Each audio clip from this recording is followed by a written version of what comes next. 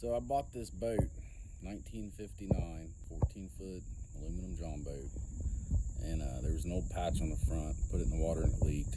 Not bad, just seeped through. But I didn't like it, so burned it off with a torch, and I'll show you some pictures here what I did. But basically there was a big tear in it.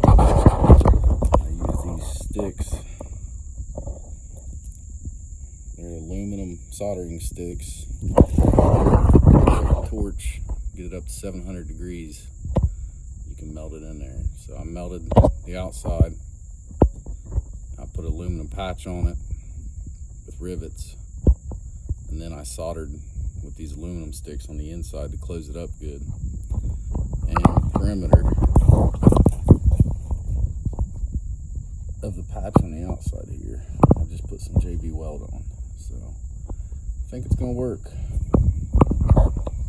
Find out in about a week.